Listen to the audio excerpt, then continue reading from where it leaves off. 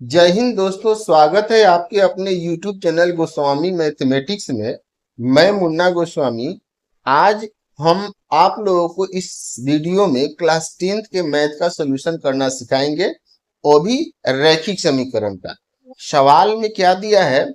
सवाल में दिया है कि 5 में x-1 प्लस 1/y-2 बराबर 2 दिया है और कह रहा है कि 6/x-1 माइनस 3/y-2 बराबर 1 को रैखिक समीकरण में बदलकर हल करना है। यानी इसको किस में बदलना है? रैखिक समीकरण बदलना है, उसके बाद एक्स वाई का मान निकालना है। ठीक है, तो आइए वीडियो शुरू करते हैं। यदि आप मेरे चैनल पर नए हो तो मेरे चैनल को सब्सक्राइब कर लीजिएगा, ठीक है, क्योंकि ऐसे वीडियो हमेशा इस चैनल पर मिलेगा।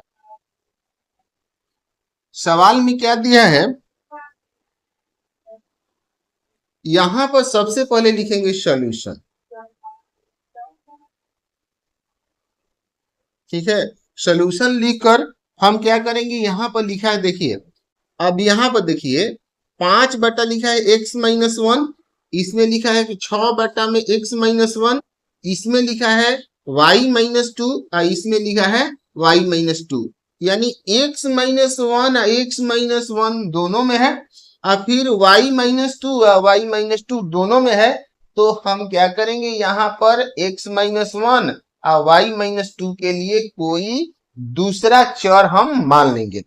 यहां पर माना जाएगा, यहां लिखाएगा माना x-1 बराबर कोई भी चर मान लेंगे। ठीक है, इसमें एक्स वाई दिया है तो एक्स वाई छोड़कर हम कोई भी मान सकते हैं। यहां पर हम मान लेते हैं n तथा y-2 के लिए मानेंगे n। ठीक है, अब यहां लिखा जाएगा x-1 के जगह पर हम क्या लिखाएगा n, और y-2 के जगह पर क्या लिखाएगा n। तो यहां हो जाएगा 5 में n प्लस 1 इसके जगह पर n लिखाएगा बराबर में 2। अब ये बटा पर जोड़ हो गया है, तो बटा पर जोड़ के लिए क्या करते हैं कि नीचे का एलसीएम निकाल देते हैं। तो नीचे m और n है तो इसका एलसीएम नहीं निकलेगा, तो इसमें गुना हो जाता है। तो m में n से गुना होगा तो mn हो जाएगा। ठीक है, इतना समझ में आ रहा है। फिर क्या होगा कि क्रॉस मल्टीप्लाई होगा। क्या होगा? क्रॉस मल्टीप्लाई करेंगे तो 5 में n से गुना होगा तो कितना हो जाएगा, 5n हो जाएगा। और 1 में m से गुना होगा तो m ही होगा। ठीक है, बराबर में 2। अब इसके नीचे कुछ नहीं है तो 1 लगा देंगे, 1 लगाकर क्या करेंगे, तिरछा तिरछी गुना कर देंगे। ठीक है, समझ में आ रहा है ना। अब इसको हम क्या करेंगे, तिरछा तिरछी, यानी 1 में 5n प्लस m से गुना करेंगे तो यही होगा 5n प्लस में m, और 2 में mn से गुना होगा तो 2mn हो जाएगा। इसको समीकरण 1 नंबर रखेंगे। ठीक है, इसी प्रकार यहां लिखाएगा इसी प्रकार। अब यहाँ 6 यहाँ क्या लिखाएगा n, 6/n, यहाँ माइनस है तो माइनस लिख देंगे। यहां लिखाएगा 3 में n बराबर, इसमें 1 है तो 1 लिखाएगा। अब इसको बटा पर घटाव निकालेंगे, फिर इसका एलसीएम निकालेंगे, नहीं निकलेगा तो इसमें गुना होगा, m हो जाएगा। और फिर क्रॉस मल्टीप्लाई हो जाएगा तो 6 में n से गुना होगा तो 6n हो जाएगा, 3 में m से गुना होगा तो 3m हो जाएगा बराबर 1। अब इसके बटा में कुछ नहीं है तो 1 लिखेंगे। फिर क्या करेंगे, क्रॉस मल्टीप्लाई। फिर क्या होगा, क्रॉस मल्टीप्लाई। तो 6n माइनस 3m में 1 से गुना होगा तो 6n माइनस 3m, 1 में mn से गुना होगा तो mn होगा। ठीक है, ये हो गया हमारा दूसरा समीकरण। तो ये हमारा रैखिक समीकरण में बदल गया। अब रैखिक समीकरण में बदल गया तो इसको हम क्या करेंगे, इसमें रैखिक समीकरण में m और n का मान निकाल लेंगे और फिर यहाँ पर m और n का मान पुट करेंगे तो हमारे x y का मान निकल जाएगा।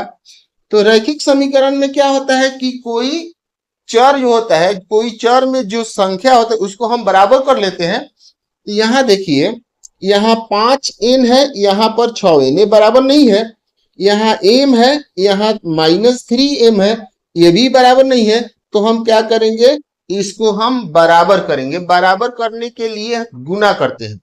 देखिए, हम n को बराबर नहीं करेंगे, m को बराबर करेंगे। तो m में 3 है और यहाँ पर कुछ नहीं है तो 1 है। तो 1 में 3 से और यहाँ पर 1 है तो 2 में हम 1 से गुना करेंगे। तो ध्यान से देखिए, यहाँ प्लस है, यहाँ माइनस है। पिछला वीडियो मैंने बताया था कि चिन्ह एक समान रहता है तो हम लिखते हैं घटाने पर, और चिन्ह एक समान नहीं रहता है यानी प्लस माइनस चाहे माइनस प्लस रहता है तो जोड़ने पर लिखा जाता है। तो यहां लिखाएगा समीकरण 1 में कितना से, 3 से, तथा समीकरण 2 में 1 से गुना करके क्या लिखाएगा, जोड़ने पर। ठीक है, अब गुना कर लेते हैं। 3 में 5 से गुना होगा तो 15n हो जाएगा, प्लस 3 में m से गुना होगा तो 3m हो जाएगा, 3 में 2 से गुना होगा तो 6mn हो जाएगा। 1 से गुना करना है तो 1 से किसी चीज में गुना किया जाता है तो उतना ही होता है। यहां लिखा जाएगा 6n माइनस 3m बराबर में mn। ठीक है, अब क्या करना है, जोड़ना है। क्या करना है, जोड़ना है। तो जोड़ने पर चिन्ह नहीं बदलता है, इसलिए यहाँ पर 3m प्लस में है और 3m माइनस में, तो ये कट जाएगा और इसको जोड़ देंगे तो 15 6 21n, और इसको जोड़ेंगे तो 7mn हो जाएगा। ठीक है, अब यहाँ ध्यान से देखिए, यहाँ n यहाँ n मल्टीप्लाई है, इसलिए इसको हम काट देंगे। अब यहाँ लिखाएगा 7m बराबर 21, m बराबर कितना हो जाएगा, 21 बटा में 7, 7 से 21 को 3 बार में काट देंगे तो 3 हमारा m का मान आ गया। ठीक है, अब क्या करना है कि m का मान समीकरण में 1 में रखकर हम n का मान निकालेंगे। यहाँ लिखाएगा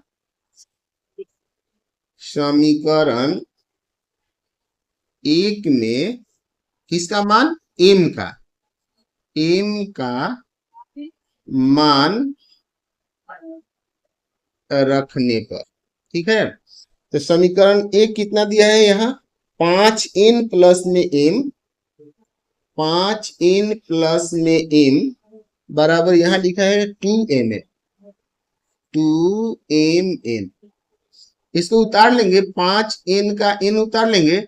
यहाँ मान रखना है, m का मान कितना है, 3, यहाँ 3 लिखाएगा। यहाँ 2 गुना m का मान 3 लिखाएगा, यहाँ पर n हो जाएगा। फिर ये नीचे आ जाएगा 5n प्लस में 3, इसमें गुना होगा तो 6n हो जाएगा। ठीक है, अब 6n को इधर लाएंगे, 3 को इधर ले जाएंगे। ठीक है, 5n माइनस 6n, ये इधर आ गया, यहाँ प्लस 3 है तो इधर -3 हो गया। ठीक है, समझ में आ गया। अब 5n में से 6n घटेगा तो -n बचेगा, यहाँ -3, ये इस माइनस माइनस को प्लस कर देंगे तो n का मान कितना हो गया, 3। m का मान कितना आ गया, m का मान भी 3 आ गया और n का भी मान 3 आ गया। ठीक है, अब m और n का मान हम यहाँ पर पुट करेंगे, यहाँ पर m का मान रखेंगे, यहाँ पर n का।